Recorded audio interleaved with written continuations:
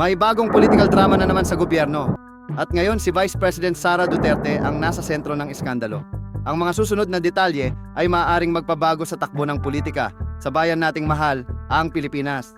Sabi, parang countdown na ang impeachment laban kay Vice Presidente Duterte.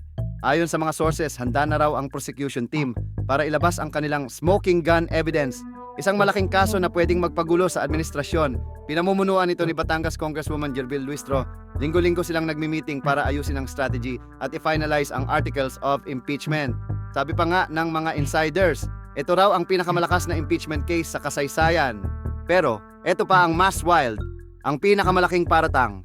Isang malaking financial scandal, si Congresswoman Luistro, isa sa mga key players ng prosecution, may hawak raw ng solidong ebidensya ng maling paggamit ng pondo ng gobyerno, pera na direktang konektado daw sa opisina ni Vice Presidente Duterte.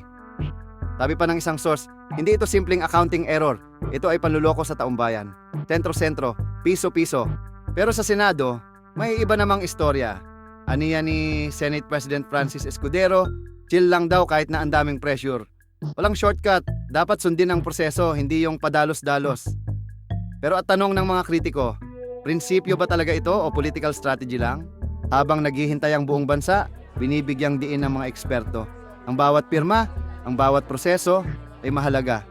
Sabi nga ng isang insider, hindi lang ito tungkol kay Duterte. Test ito sa lakas ng ating demokrasya. Samantala ang mga kabataan ay nagrereklamo rin na kasama din ang future namin dito. Ito ang kanilang sigaw. Ano na nga ba ang susunod? Handa na raw ang prosecution team. Anya nila, may mga ebidensya na, meron na ring mga testigo. Pero sa ganitong high stakes na laban, isang tanong ang nag-iinit sa hangin. Mananaig ba ang hustisya o ang politika? Abangan, malapit nang magsimula ang laban.